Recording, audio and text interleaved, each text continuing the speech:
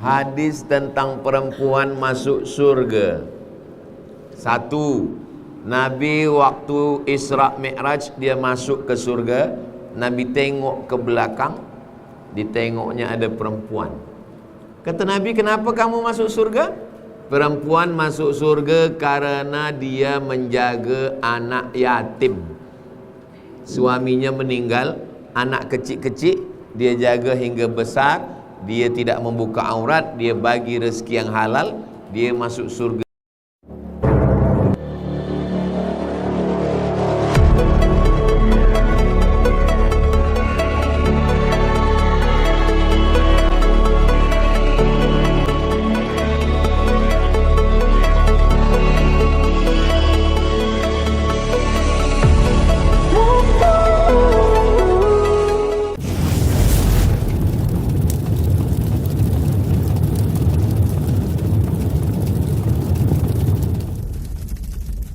Assalamualaikum warahmatullahi wabarakatuh.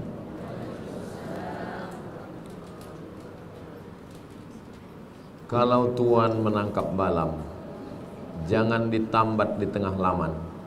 Dari bunyi sambutan salam, nampaknya Encik Puan belum sarapan. Apa kabar semuanya? Sehat? Alhamdulillah. Allahumma salli ala Sayyidina Muhammad ibni Abdillah wa ala alihi wa sahbihi wa man tabi'ahu wa mawala. Suara saya jelas ke tak jelas? Jelas. Alhamdulillah. Tajuk kita pada kajian duha ini, wanita cabaran masa kini. Kata Nabi SAW, cabaran umatku di akhir zaman adalah wanita.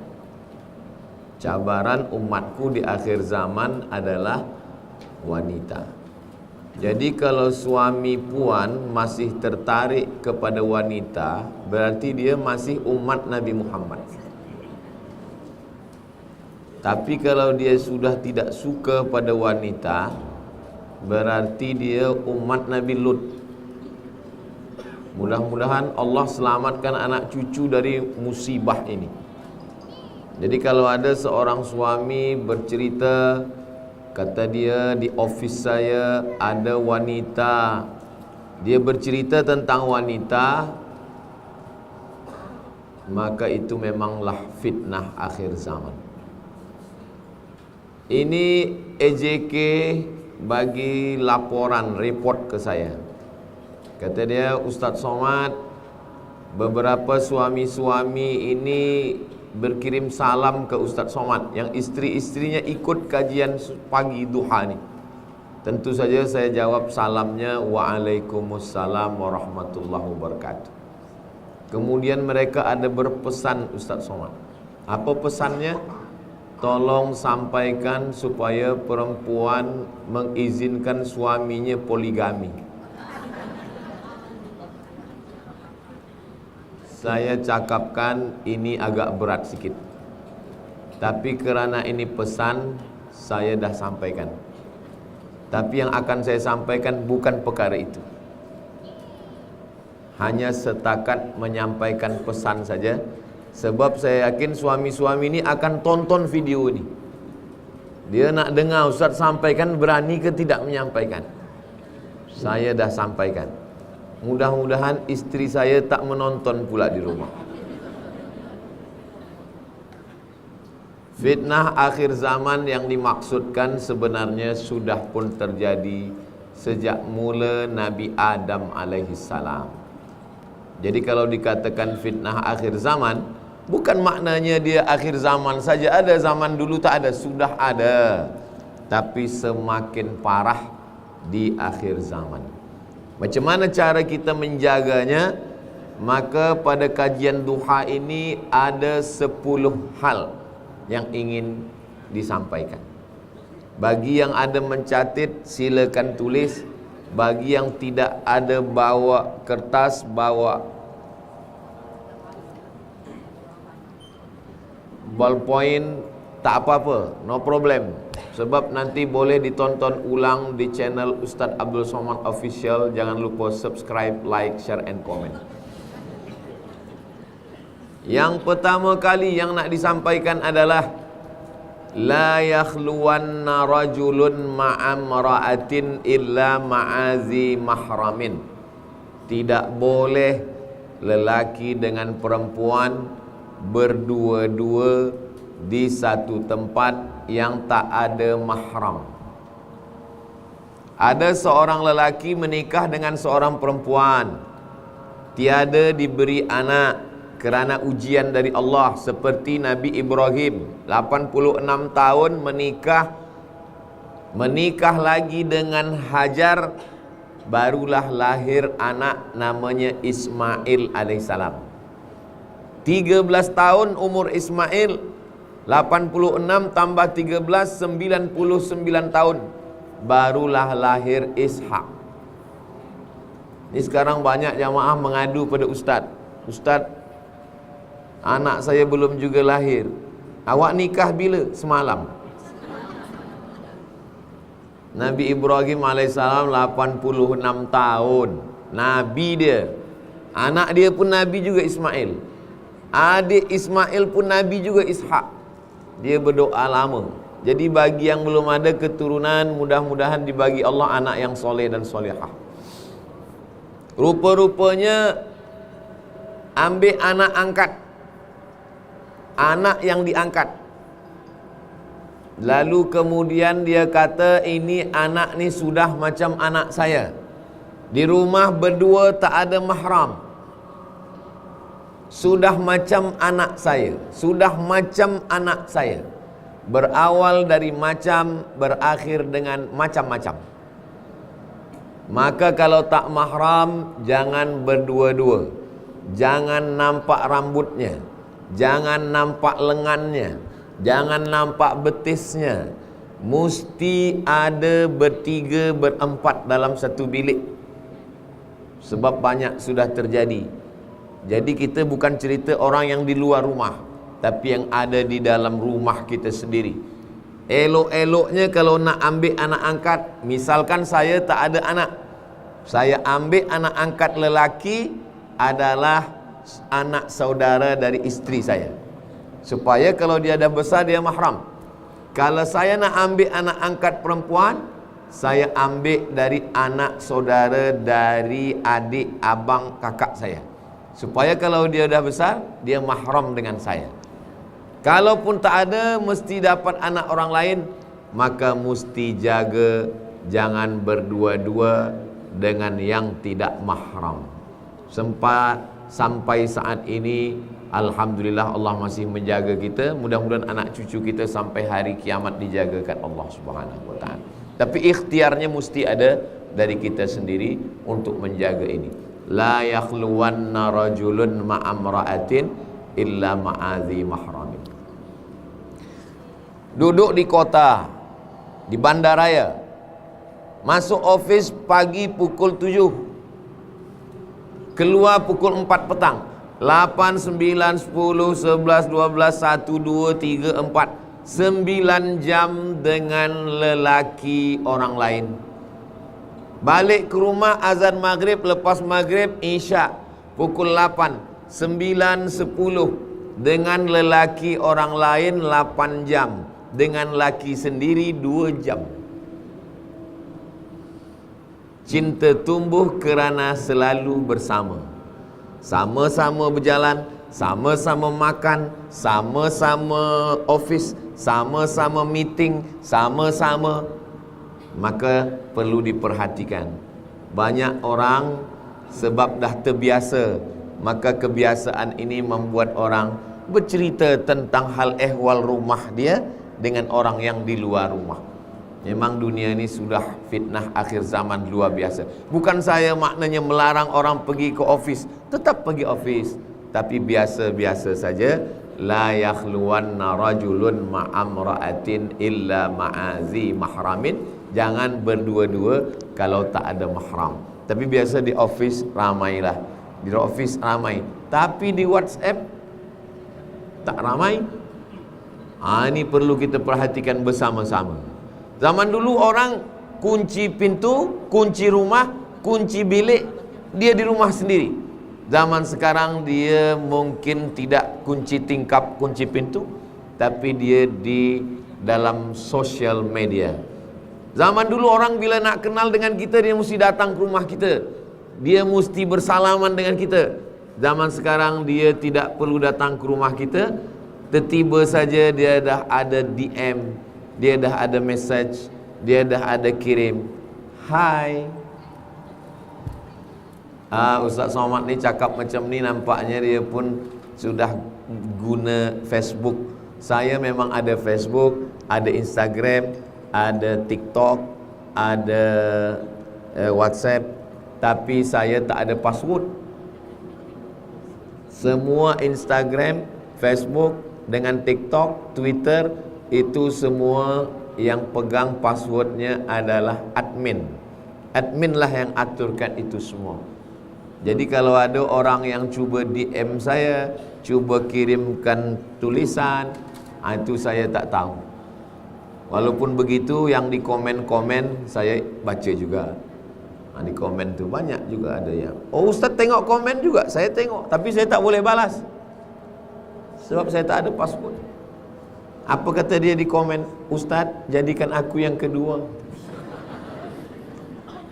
Ni kalau saya tahu balas boleh buka password, ini berbahaya. Maka saya sedar tentang diri saya. Ustaz Somad kan Ustaz, setannya Ustaz juga. Ustaz kan dari Kaherah, setan yang menggoda saya pun anak buah kaki tangan Fir'aun. Maka kita mesti sedar diri di hadapan fitnah akhir zaman yang luar biasa. Jangan berdua-dua. Kalau ada orang kirim WhatsApp ke saya, gambar perempuan, tengok dulu, tengok nama tak ada, ada gambar, tengok gambar perempuan, maka saya minta ke Ustaz Henry, dia yang balaskan. Tolong balas Ustaz. Handphone saya tak ada password, isteri saya boleh buka, tapi dia tak pernah lah nampak, saya tak pernah buka, tapi dari jauh saya tengok-tengok juga. Maknanya kita mesti jaga ni semua, menjaga hati. Kita bawa kereta, tangan kita drive, kaki kita pijak, tapi mata kita tengok jalan. Tapi yang ada tulisan di tepi jalan bukan mata-mata, bukan tangan-tangan, bukan kaki-kaki, tapi hati-hati. Sebab kita kena jaga hati supaya jangan sampai sakit hati. Sakit mata ada ubatnya. Kalau dah sakit hati, kemana ubat akan dicari. Oleh sebab itu, maka jangan berdua-dua dengan yang tak mahram. Yang kedua, la yadribna bi arjulihinna, jangan memukulkan kaki ke lantai. Apa maksud memukulkan kaki ke lantai ini? Zaman dulu perempuan dia guna gelang kaki, kanan sebelah, kiri satu. Kalau dia berjalan berbunyi bergemerincing, kerincing, kerincing, kerincing, kerincing.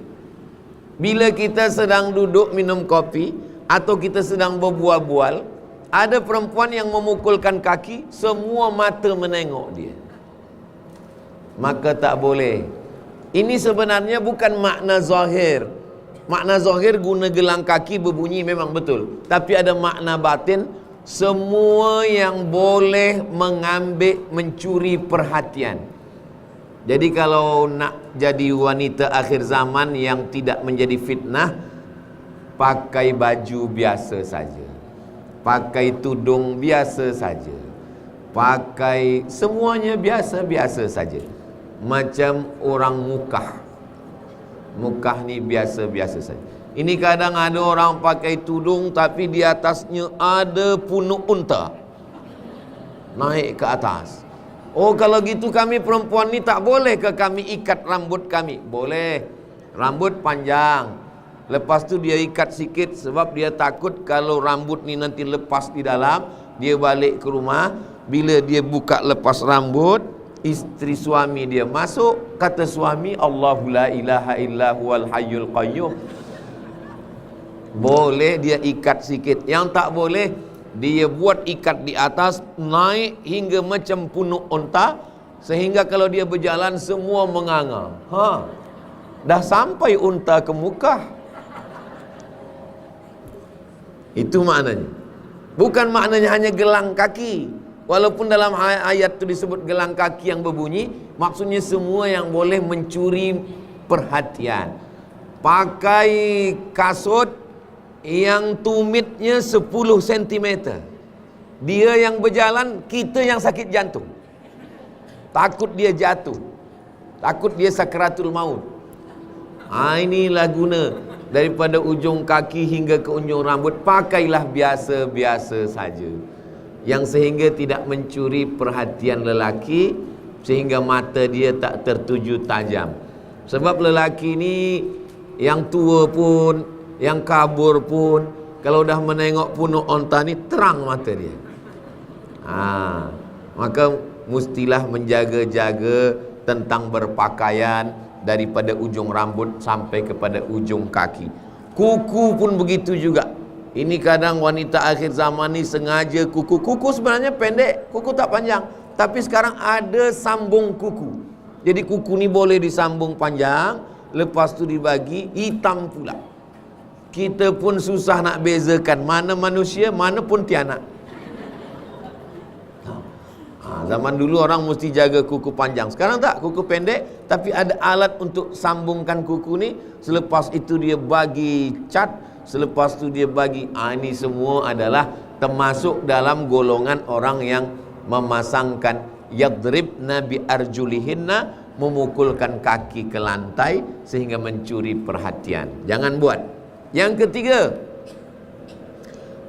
ketiga adalah la tabarrajna tabarrujal jahiliyatil ula. Jangan bersolek-solek memakai make up yang seperti orang jahiliyah masa lampau.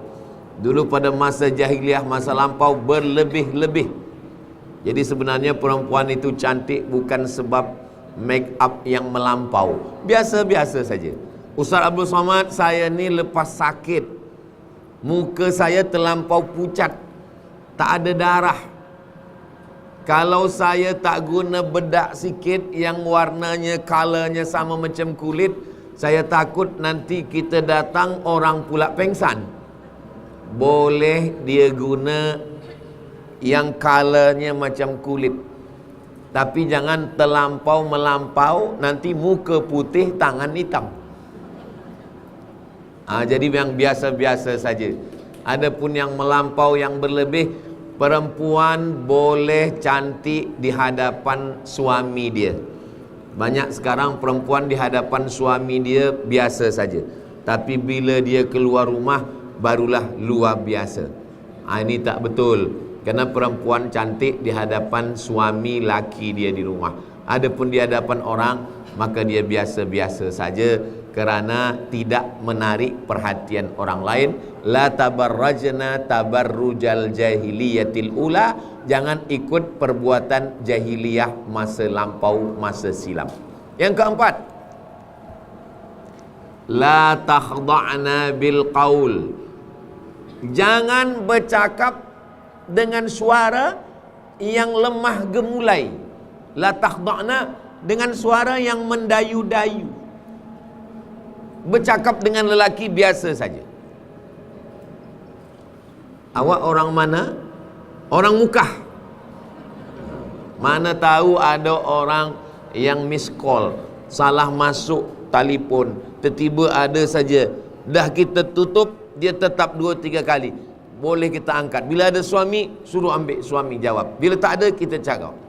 Orang mana? Orang Mekah. Nak apa? Jangan kita cakap lemah lembut. Orang Mekah. La takhda'na bil qaul. Jangan bersuara mendayu-dayu, lemah gemulai. Kenapa perempuan tak boleh bercakap lemah gemulai? Yatma'alladzi fi qalbihi marad. Ada lelaki yang dalam hatinya penyakit. Ada lelaki ni yang dalam hatinya penyakit. Bila dia dengar suara perempuan yang lemah gemulai, dia semakin sakit. Maka supaya lelaki-lelaki yang hatinya fi qulubihim maradun, dalam hati mereka ada penyakit. Fazadahumullahu maradha. Allah tambahkan penyakitnya sebab dia tidak mahu bertaubat. Salah satu sebabnya adalah sebab suara perempuan. Saya pun heran sampai sekarang.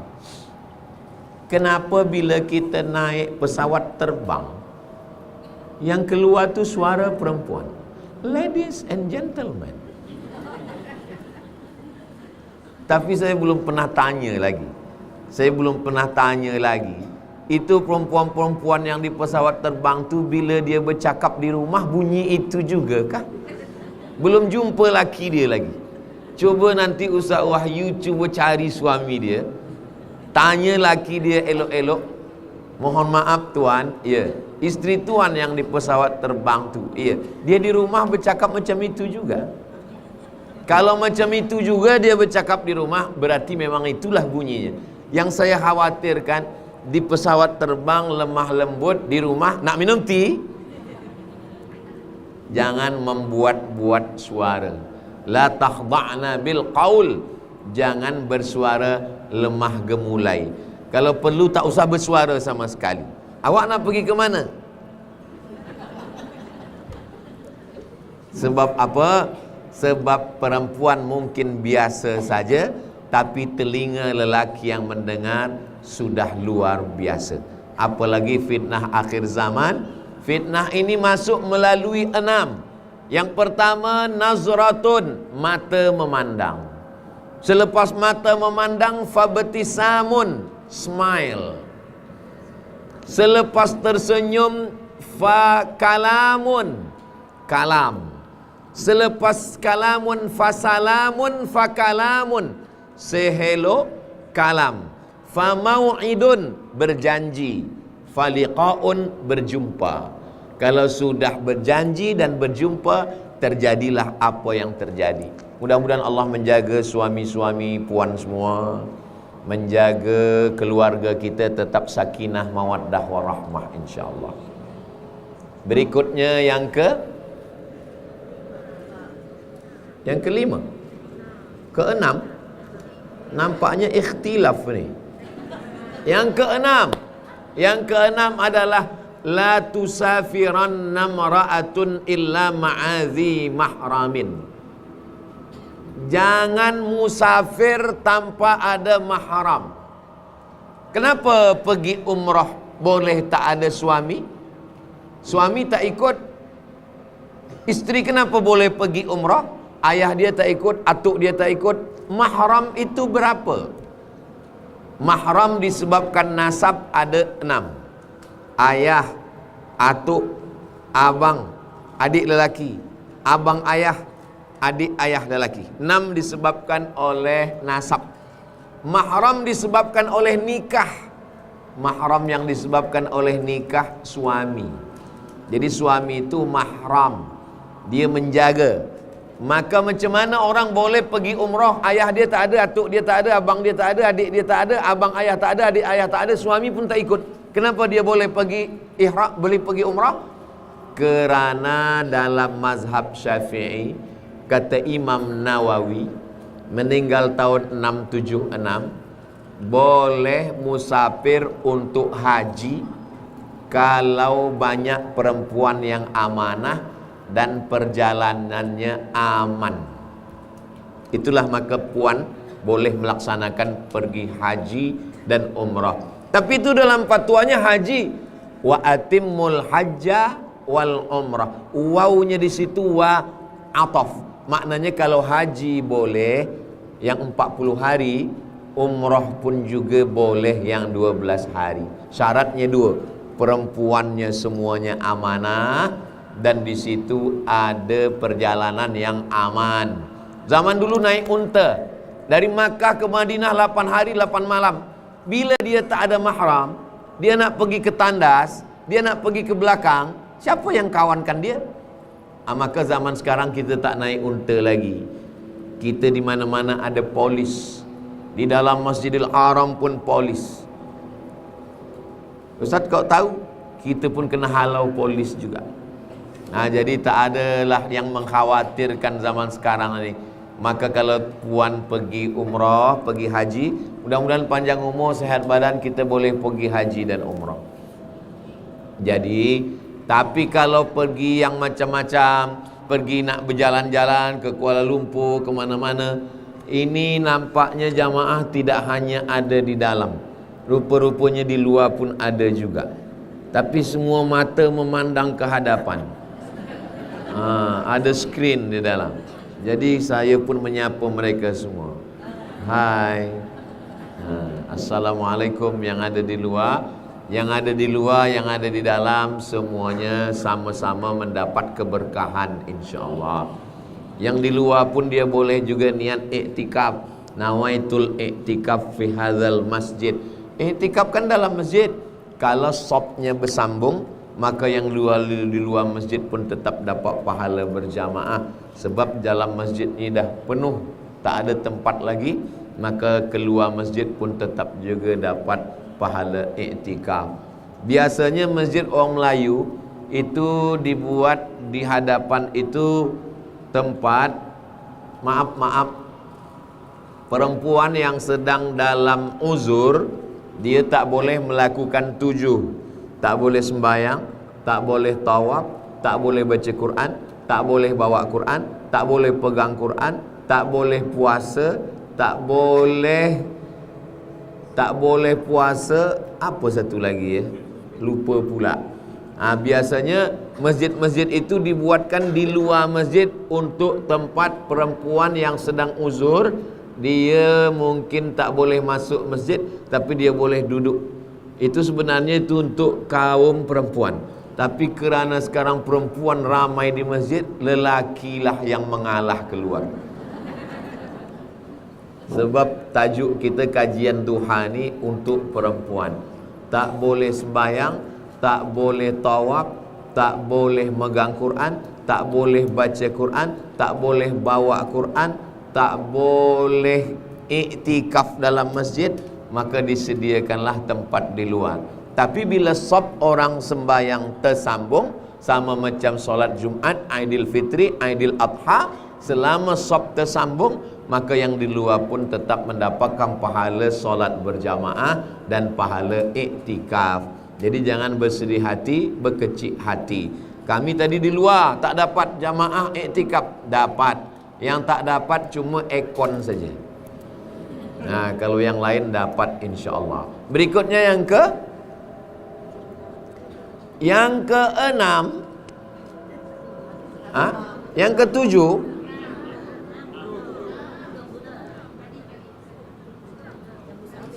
yang keenam, bahawa lelaki dengan perempuan dalam Islam sama. Perempuan dengan lelaki. Sebab setengah perempuan ini, dia merasa diri dia tak banyak beribadah. Kata dia, saya ustaz, ada penceramah mengatakan yang paling banyak masuk neraka ni kami ustaz, perempuan. Jadi saya tak usahlah banyak-banyak beribadah. Sebab banyak-banyak pun ibadah masuk neraka juga. Jangan menyampaikan hadis satu saja. Hadis tentang perempuan masuk surga. Satu, Nabi waktu Isra Mi'raj dia masuk ke surga, Nabi tengok ke belakang, ditengoknya ada perempuan. Kata Nabi, kenapa kamu masuk surga? Perempuan masuk surga karena dia menjaga anak yatim. Suaminya meninggal, anak kecil-kecil dia jaga hingga besar, dia tidak membuka aurat, dia bagi rezeki yang halal, dia masuk surga bersama Nabi Muhammad sallallahu alaihi wasallam.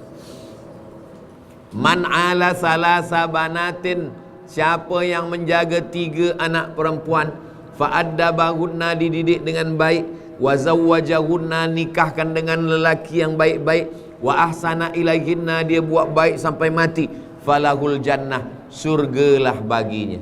Puan yang ada 3 anak perempuan, jaga dengan baik, kasih makan halal, masukkan ke sekolah yang baik, didik agama, bagi nasihat, bagi tudung, baju kurung, cakap lemah lembut, nikahkan dengan lelaki yang baik, buat baik sampai mati masuk surga.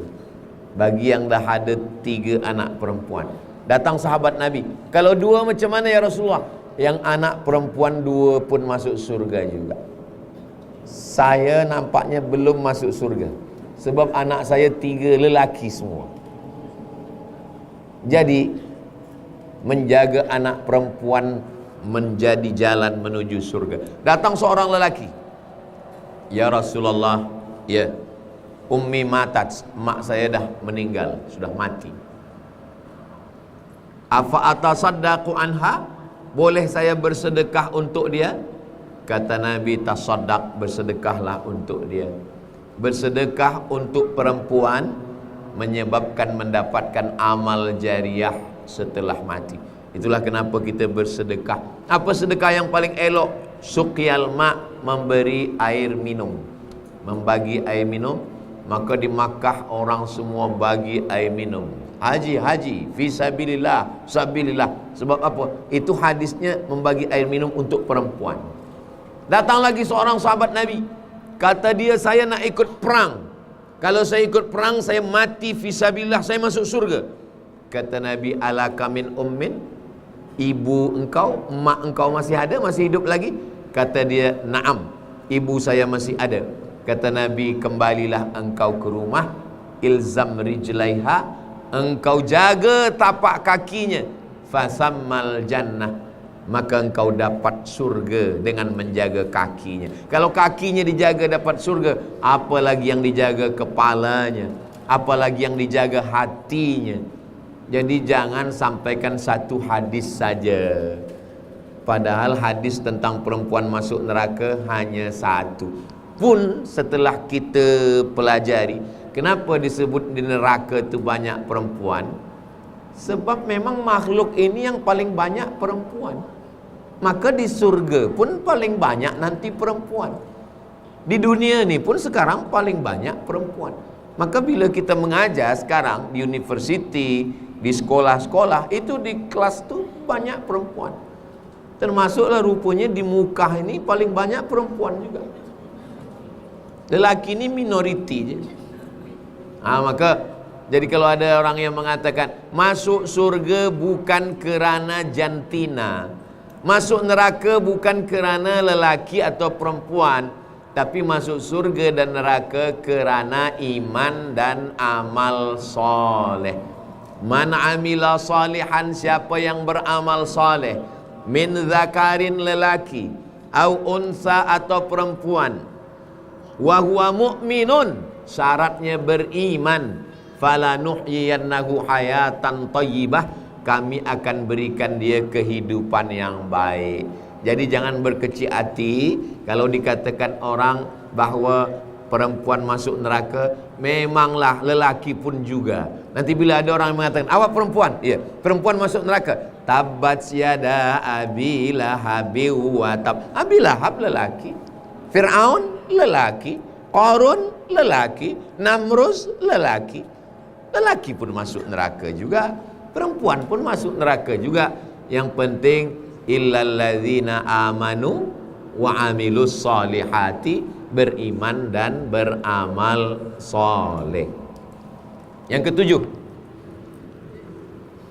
ya ayyuhalladzina amanu la yaskhar qaumun min qaumin asa an yakunu khairan minhum wala nisaun min nisa'in asa an yakunna khairan minhunna. Jangan mengolok-olok, mengejek-ejek. Wala nisaun, perempuan, min nisa'in, perempuan saling mengolok, mengejek perempuan. Zaman dulu yang mengolok ni lidah, zaman sekarang mulutnya diam tapi tangan komen. Kalau bolehlah tangan ni bengkak dah sebesar tiang tangan. Di grup-grup WhatsApp.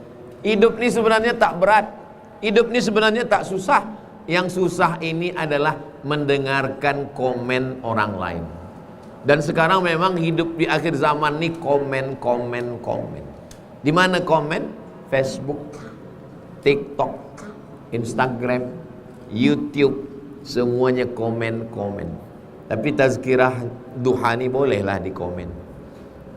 tapi komennya bukan mengolok, mengejek, macam-macam cerita, maka ini semua adalah Allah Subhanahu wa taala selamatkan kita dari olok. Maka mulut ni lebih banyak berzikir subhanallah walhamdulillah wala ilaha illallah wallahu akbar subhanallah. Bila ada kawan dan mengajak kita untuk komen, macam mana anak si anu, macam mana anak si fulan, macam mana, subhanallah walhamdulillah wala ilaha illallah wallahu akbar wala haula wala quwata illa billah.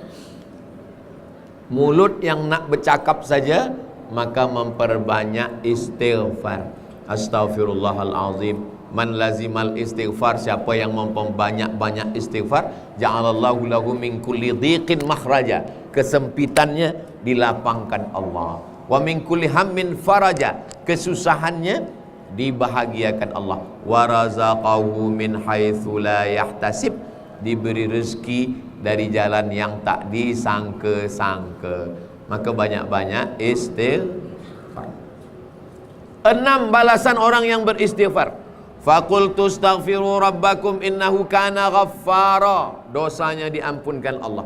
Yursilis samaa alaikum midrara, diturunkan hujan. Wa yumdidukum bi amwalin, dibagi harta. Wa banin, dibagi anak. Wa yaj'al lakum jannatin, diberi taman-taman yang subur, yang hijau. Wa yaj'al lakum anhara, diberikan air sungai yang mengalir, rezeki yang berlimpah. Maka ada orang yang amalannya istighfar saja. Astagfirullah, astagfirullah. Puan, anak si anu laki si fulan, astagfirullahaladzim. Ada pula orang yang amalannya solawat saja. Allahumma salli ala Sayyidina Muhammad wa ala ali Sayyidina Muhammad, guna tasbih. Malu guna tasbih panjang, tasbih yang macam cincin guna di tangan. Allahumma salli ala Sayyidina Muhammad wa ala ali Sayyidina Muhammad. Man shalla alayya salatan, siapa yang bersolawat 1 kali, sallallahu alaihi biha asyra, Allah balas 10 kebaikan. Wa huttat an asyara sayiat, ditutupi 10 kesalahan. Wa rufi'an lahu asyara darajat, dinaikkan 10 darjah tingkatan kemuliaan. Allahumma salli ala Sayyidina Muhammad wa ala ali Sayyidina Muhammad. Berikutnya yang ke-8. Yang ke-8, ya ayyuhalladzina amanu jtanibu katsiran minaz-zan, jangan banyak-banyak zon. Kita menyebutnya sebagai su'uzzan, buruk sangka. Sekarang manusia ni buruk sangka. Menengok orang kurus, susah betul hidup dia. Menengok orang gemuk, banyak betul makan dia. Buruk sangka. Menengok Ustaz Somad, susah betul nampaknya Ustaz Somad. Buruk sangka. Menengok orang tak senyum, nampaknya dia ni sakit betul. Padahal sakit kita lebih teruk lagi. Maka jangan bersangka-sangka. Di mana letak sangka? Letak sangka dalam hati, diungkapkan dalam mulut. Ada yang bercakap, ada yang tak bercakap. Bila dia ada sangka dalam hati, sangka sekali, pukul dia dengan zikir astagfirullah. Makanya kadang ada orang tertiba aja, tiba-tiba sedang dia astagfirullah, itu dia sedang membunuh sangka dia. Kenapa awak beristighfar? Saya tengok Ustaz Somad tadi, saya sangka dia ni susah. Astagfirullah. Ada orang kita nampak dia kurus, kita sangka dia susah, dan kita tengok pula dia makan sayur aja. Bila kita tanya, awak susah ke?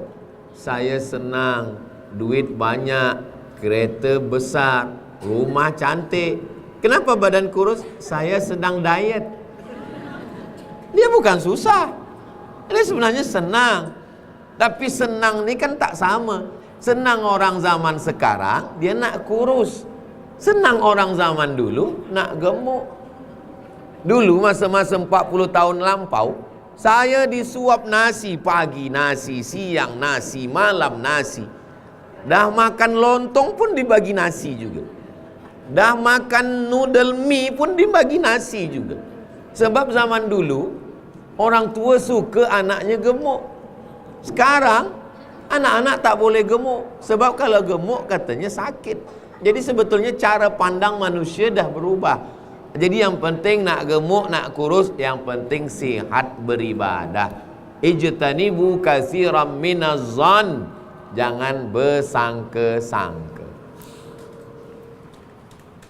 Empat pula. 9. Yang ke-9 adalah wala yaghtab ba'dukum ba'da, jangan ghibah. Apa tu ghibah? Zikruka akhaka bima yakrahu, menceritakan orang lain yang dia tak suka. Ayuhibbu ahadukum ayyakula lahma akhihi maitan, maukah kamu memakan bangkai saudaramu? Bangkai busuk, berulat, bernanah, berbau, atau disuapnya makan. Itulah yang ditengok Nabi masa Isra Mi'raj. Kenapa dia makan bangkai? Kata Nabi, tak ada jijikkah dia? Itulah orang yang menceritakan aibnya. Bila ada seorang perempuan menceritakan aib sahabatnya kepada puan, anak si fulan, isteri si fulan, suami si fulan, perhatikan esok, bila puan tak ada, dia akan menceritakan puan pada orang lain. Bila ada orang yang menceritakan orang lain kepada puan, sebab orang lain tak ada, esok hari bila puan tak ada, dia akan ceritakan pula puan pada orang lain. Maka bila jumpa orang macam ini, kita pandai-pandailah. Kita cakaplah, kita nak ambil anak, kita nak ambil ini, kita nak begini, kita nak pergi, kita nak siram bunga, kita nak ini. Saya kejap ya pergi, saya nak siram bunga. Tapi bunga kau bunga plastik. Iyalah, plastik pun mesti kena siram juga. Sebab apa? Pandai-pandailah mengelak daripada terjebak dalam api neraka jahanam. Sebab lidah tak bertulang. Yang kafir menjadi beriman. Asyhadu an la ilaha illallah wa asyhadu anna Muhammadan Rasulullah. Yang tak Islam jadi Islam kerana lidah. Sebab lidah yang tak bertulang, orang yang kotor, dia boleh suci bersih. Kenapa? Karena dia beristighfar, astaghfirullahalazim alladzi la ilaha illa huwal hayyul qayyum wa atubu ilaih. Memang lidah ni hebat. Tapi sebab lidah yang tak bertulang juga, orang yang banyak amal, amalnya menjadi hilang. Sebab apa? Sebab menceritakan aib orang lain. Lebih elok mana ustaz? Menceritakan aib orang lain atau tidur? Lebih elok tidur. Maka bila ada nampak orang cerita, cepat-cepat tidur. Sebab tidur kita tak ada dosa. Tapi menceritakan aib orang lain, maka saya belum pernah lagi marah kepada jamaah yang saya bagi tazkirah dia tidur. Belum pernah lagi. Cubalah tengok dalam tazkirah. Saya balik dari Maghribi 2008 hingga hari ini 2025. Sudah 2008, 2025 berapa tahun dah? 17 tahun saya dah tazkirah. Belum pernah sekalipun saya marah pada orang tidur. Sebab tidur tak ada dosa. Siapa yang tak nak berdosa, tidurlah. Begitulah Allah Subhanahu wa taala. Maka di akhir zaman ini, daripada mata terbuka banyak dosa, elok mata tertutup lagi. Cuma masalahnya, orang kalau dia biasa mencakapkan orang lain, sedang tidur pun menceritakan orang lain juga. Abang, ya, saya tadi tertidur. Saya mimpi. Apa engkau nampak dalam mimpi? Saya menceritakan abang ke orang lain. Jadi apa yang biasa kita buat, itulah yang datang dalam mimpi-mimpi kita. Mudah-mudahan mimpi kita semuanya elok-elok semua. Mimpi berzikir, mimpi bertawab, mimpi bersa'i, mimpi bersilaturahim. Itu semua menjaga kita dari semua yang tak elok. Allah SWT jagakan dari fitnah-fitnah akhir zaman yang luar biasa. Berikutnya yang ke 10, last terakhir. Rupa-rupanya kita pun dah pukul 10 pula. Yang ke 10. Kenapalah Ustaz Somad tu kalau bagi tazkirah 1, 2, 3 supaya mudah diingat. Dan saya di mana-mana bagi tazkirah 60 menit. Tadi saya mula pukul 9.10. Sekarang pukul 10.10 nanti saya stop. Yang ke-10, fitnah akhir zaman ini ada ghibah, ada namimah, ada berdua dengan tak mahram, ada pergi dengan tak mahram, ada bersolek jahiliyah. Yang ke-10 ini adalah memakai pakaian yang tidak syar'i. Pakaian yang tak syar'i bukan corak color. Color boleh, nak guna color hitam, kuning, hijau boleh semua. Color tak ada masalah. Yang tak boleh sempit.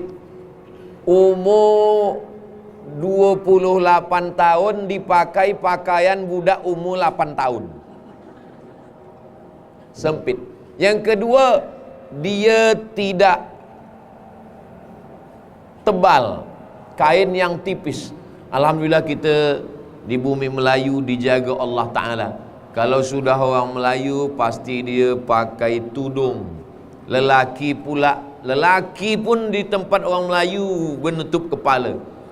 Di mana bumi dipijak, di situ langit dijunjung. Di mana lelaki bertanjak, di situ perempuan bertudung. Itu sudah jadi pantun. Di mana-mana mesti sampaikan itu. Di mana bumi dipijak, di situ langit dijunjung. Di mana lelaki bertanjak, di situ perempuan bertudung. Sebab ini sudah menunjukkan identiti. Di tempat saya, bila ada orang tak Islam, dia masuk Islam, dia disebut dia dah masuk Melayu. Dia dah jadi orang Melayu. Sebab bila disebut Melayu, semuanya Islam. Melayu adalah Islam. Tanpa Islam, Melayu tak jadi Melayu. Hilang tinggal layu. Begitulah. Bila ulama-ulama datang, raja-rajanya bersyahadat, kata Imam Ibn Khaldun, ar-ra'iyah ala dini mulukihim. Rakyat ikut agama raja. Bila sultan-sultan dah Islam, semuanya ikut bersyahadat. Asyhadu an la ilaha illallah wa asyhadu anna Muhammadan Rasulullah. Nama saya Abdul Somad. Nama ayah saya Bakhtiar. Nama atuk saya Yahya. Nama onyang moyang saya Ahmad Shah. Islam semua. Saya pun tak tahu bila mereka yang keberapa yang masuk Islam. Nama mak saya Hajah Rohana. Nama ayah dia Abdul Rahim.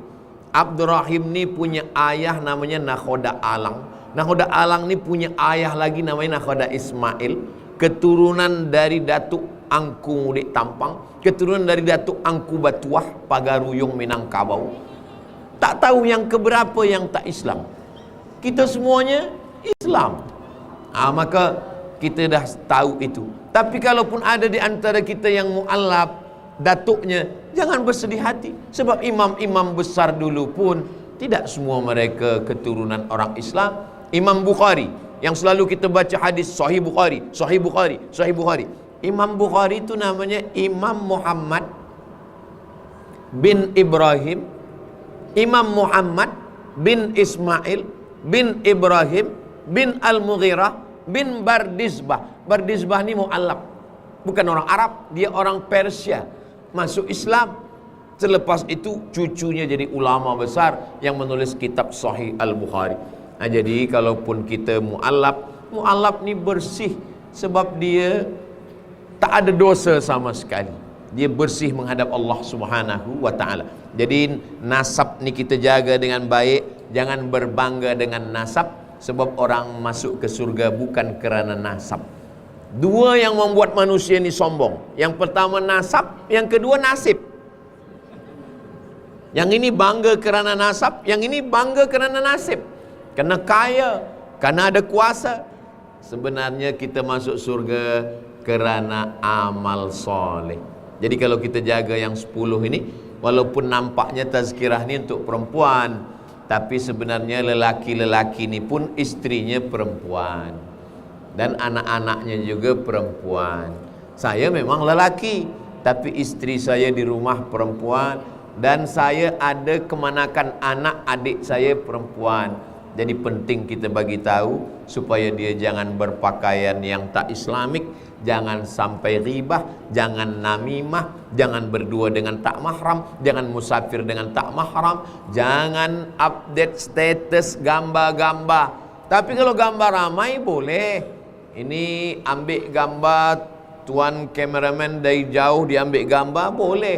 Tapi kalau ambil seorang saja lalu dia posting, puan yang sudah memposting satu gambar di internet itu maknanya sudah membagikan orang lain.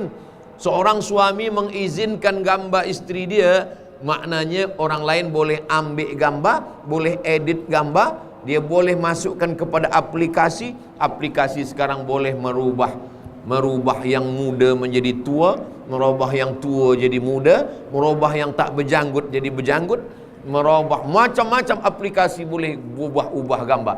Jadi jangan bagi gambar kita pada orang lain, gambar bersendirian. Kalau gambar beramai-ramai menutup aurat tak apa, sebab untuk syiar. Misalkan pagi ini kita buat ini gambar kami membahas tentang masalah nanti pun gambar-gambar ini mungkin akan ada yang diposting di Instagram Ustaz Abdul Somad Official. Bagi yang belum follow lah.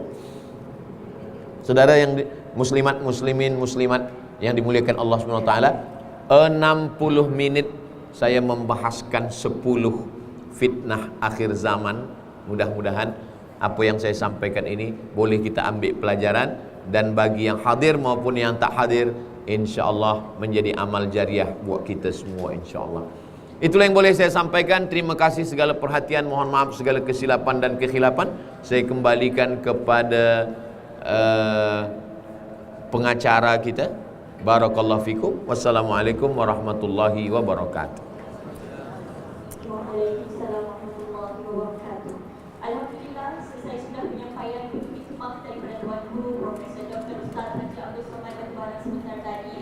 Hadirin yang dirahmati Allah sekalian, seterusnya majlis akan membuka ruang kepada sesi soal jawab bagi memberi ruang kepada hadirin untuk mengajukan semua persoalan berkaitan dengan tajuk yang kami sampaikan. Untuk makluman semua atas tekanan masa, sesi soal jawab itu hanya dibuka untuk 3 soalan sahaja. Baiklah, saya mempersilakan menu yang pertama untuk mengajukan soalan. Silakan.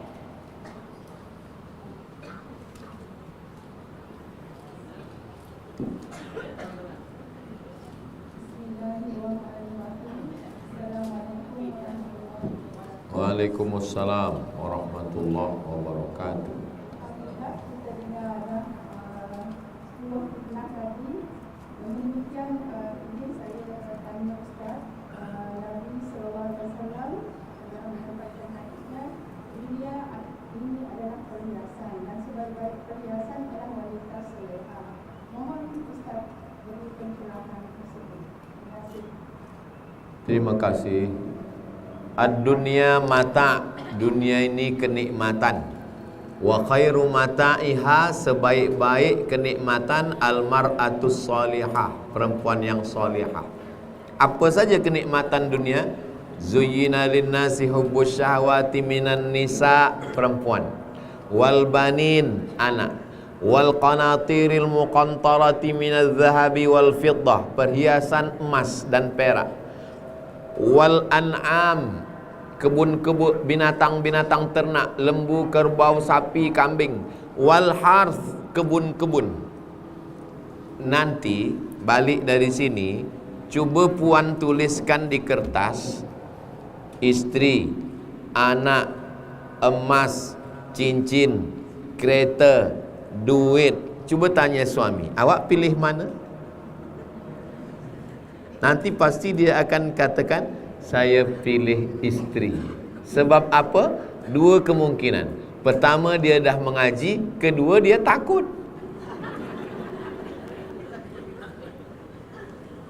Apalah artinya kita punya kereta kalau tak ada istri? Apalah artinya kita pergi ke tempat yang cantik, pemandangan yang elok, naik pesawat terbang private jet kalau tak ada istri? Jadi sebenarnya hidup ini bukan naik apa, tapi dengan siapa. Makanya kata Nabi, liyattakhidha ahadukum Kamu kalau nak berbekal tak usah banyak, 3 saja. Qalban syakira, hati bersyukur. Lisanan zakira, lisan berzikir. Zaujatan salihah, istri yang salihah. Tu'inu ala imanihi, yang boleh menolong iman. Jadi perhiasan yang semua tadi, anak, kereta, emas, duit, kebun, tanaman, binatang ternak, haiwan, semua yang paling elok adalah almar'atus salihah, istri yang salihah. Apa sifat istri yang salihah? 3. Idza ra'aitaha sarratka, kalau engkau tengok hatimu senang. Yang kedua, idza amartaha ata'atka, kalau engkau suruh patuh. 3. Idza ghibta anha, kalau engkau pergi jauh, hafizat auladaka wa amwalaka, dia jaga anak dan hartamu. Saya pergi jauh ni, saya bertolak dari Sumatera hari Khamis, Jumaat, Sabtu, Ahad, Isnin saya balik. Anak-anak saya terjaga. Jangan sampai kami lelaki ni balik, pergi sekali, telinga anak satu hilang. 3 kali pergi, na'udzubillah, tak bertelinga anak lagi. Jadi hidup ini bagi orang yang belum menikah, dia belum faham. Tapi bila dah dia menikah, barulah dia faham. Kereta, emas, harta, yang paling indah hidup ini adalah almar'atus salihah. Puan punya anak lelaki, doakan mereka semua. Ya Allah, anakku ini bagikan dia istri yang solihah, yang solihah. Puan punya anak perempuan, doakan dia, jadikan anak saya ini istri yang solihah. InsyaAllah dikabulkan Allah subhanahu wa ta'ala. Demikian puan, wallahu a'lam. Seterusnya kita mempersilakan penyoalan yang kedua untuk mengajukan soalan yang kedua. Itu silakan.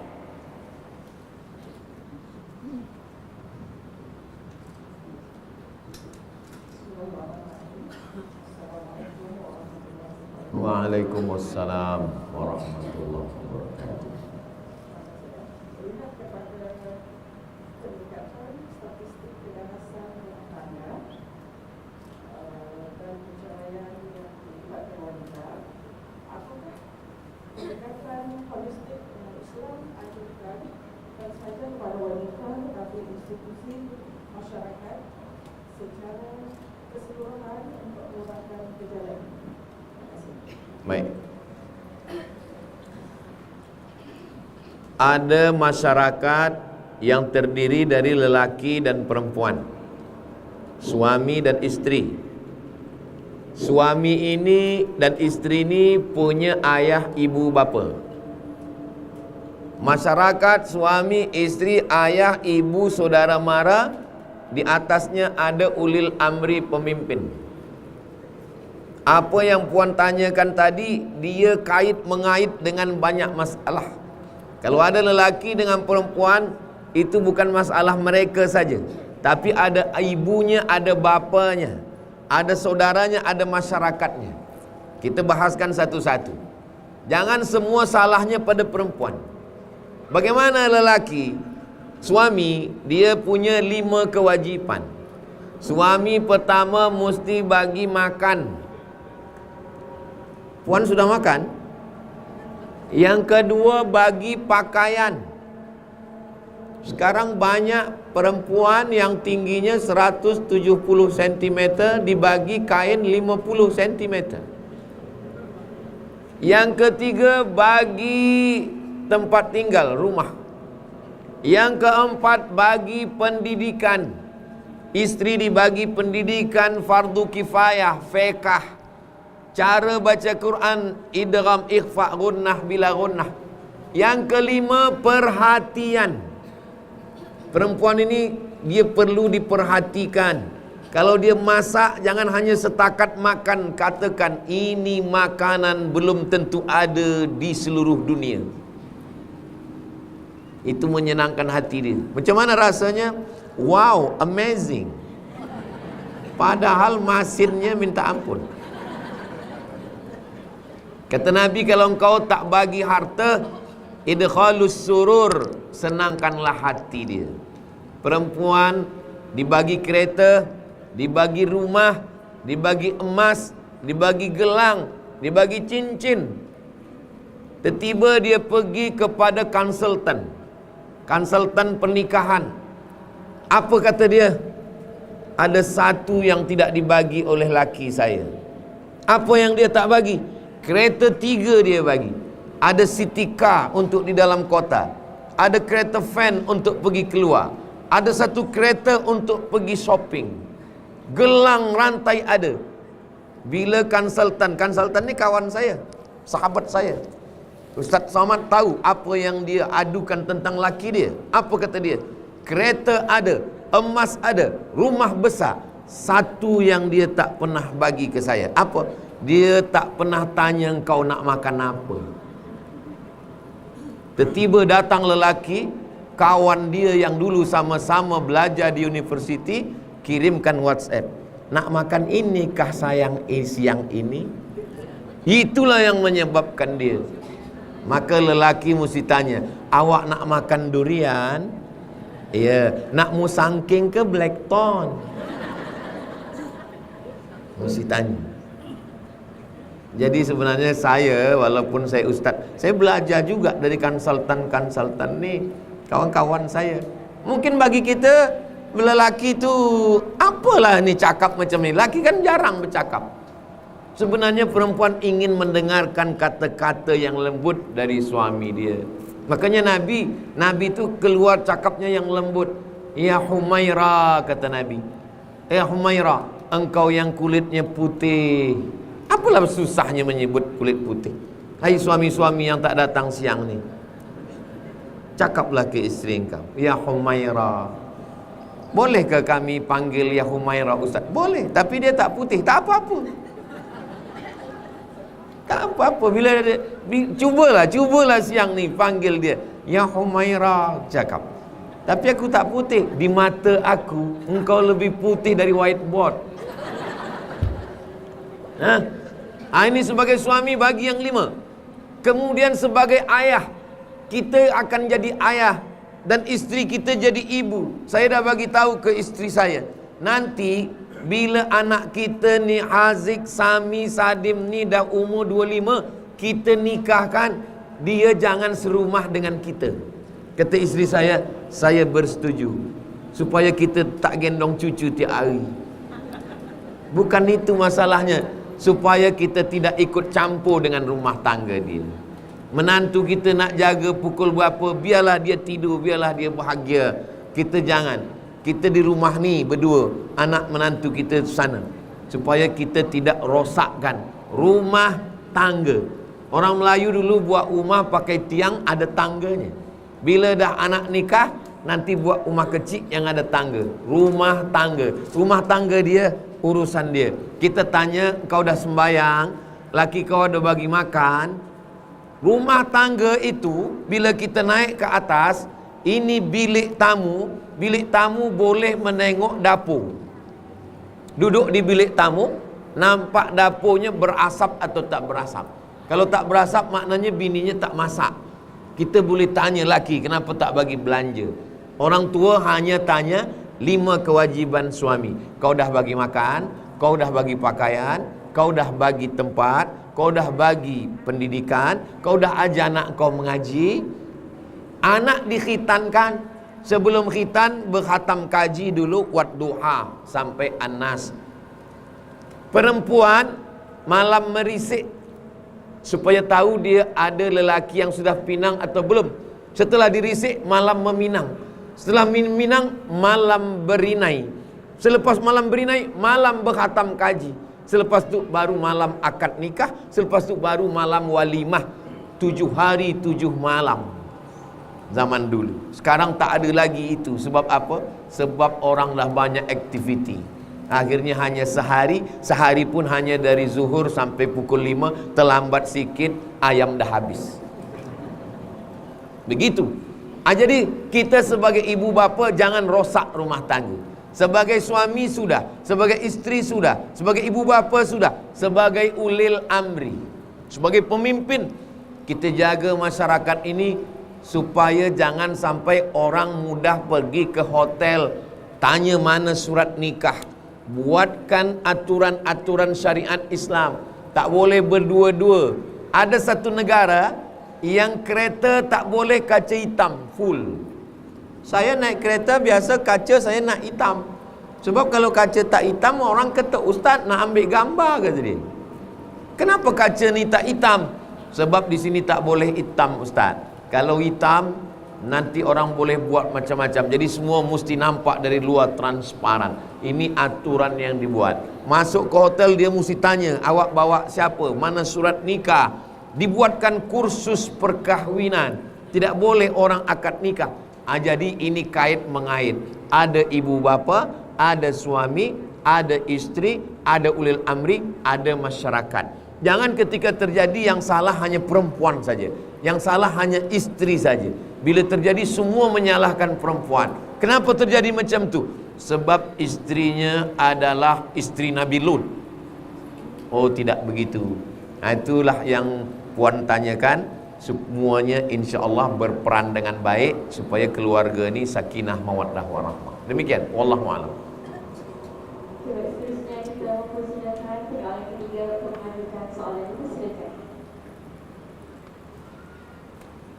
Assalamualaikum warahmatullahi wabarakatuh. Waalaikumsalam warahmatullahi Berkenaan dengan cabaran media sosial, apakah pandangan Islam kepada wanita hari ini yang terlibat kepada tekanan imej di media sosial untuk kelihatan cantik, bergaya atau memenuhi standar kecantikan tertentu? Terima kasih.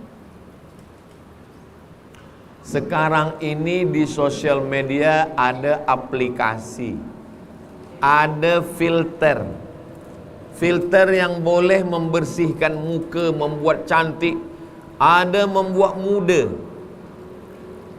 ada yang membuat muda, before after. Yang 71 boleh jadi 17. Dari mana datangnya cinta? Dari FB turun ke WA. Dari mana datang kecewa ketika jumpa mukanya beza? Jadi semua yang dibuat oleh filter aplikasi ini tipu-tipu. Man ghasyana falaisa minna. Siapa yang menipu maka bukan golongan kami, bukan golongan umat Nabi Muhammad sallallahu alaihi wasallam. Makanya dalam Islam, wahai pemuda-pemuda belia, anak lelaki, jangan menikah sebelum jumpa. Kalau jumpa yang ditengok pertama muka, yang kedua tapak tangan.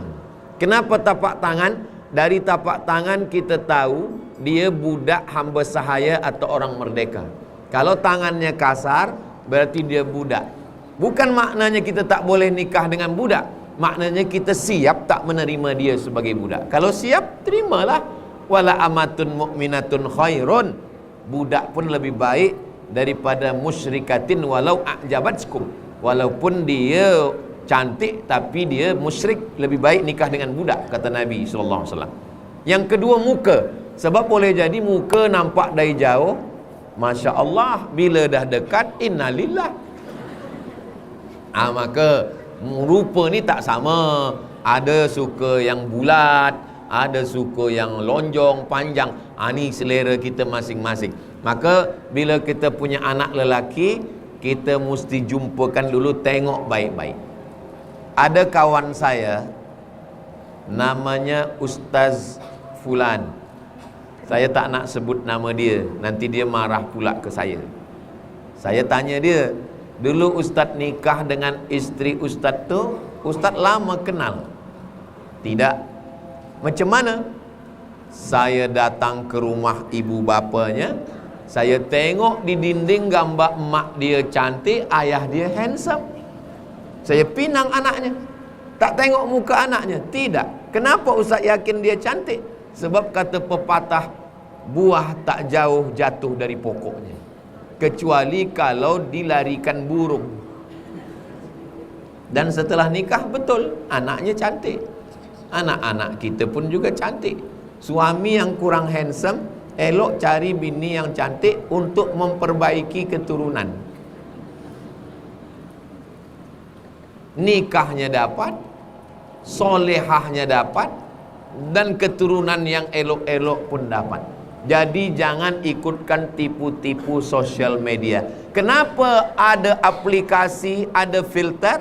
Sebab manusia sekarang nak tengokkan yang elok-elok di sosial media, ditengok orang, di komen orang, semua nak kejar viral, nak ambil komen-komen supaya di-share, supaya dipuji. Maka Islam menghilangkan semua pujian hanya milik Allah. Kita buka Quran, alhamdulillahi rabbil alamin. Segala puji milik Allah. Sembayang kita, alhamdulillahi rabbil alamin. Pujian hanya milik Allah. Jadi jangan gila puji. InsyaAllah kalau kita punya anak lelaki, jangan percaya kepada aplikasi, jangan percaya kepada filter, tapi tengoklah. Perempuan itu dinikahi kerana 4. Pertama, liha kerana dia kaya. Yang kedua, lihasabiha kerana keturunan orang baik-baik. Ketiga, lijamaliha kerana dia cantik. Yang keempat, walidiniha kerana agamanya. Kata Nabi, jangan pandang yang 3. Fazfar bizatiddin, tengoklah kerana agamanya. Taribat yadaka, selamat engkau dunia akhirat. Jadi anak-anak kita, tak apa kurang cantik sikit, tak apa kurang kaya sikit, tak apa kurang nasab sikit, jangan sampai kurang agamanya, kerana inilah yang akan kekal abadi, inilah yang akan ditengok orang insya-Allah. Demikian, wallahu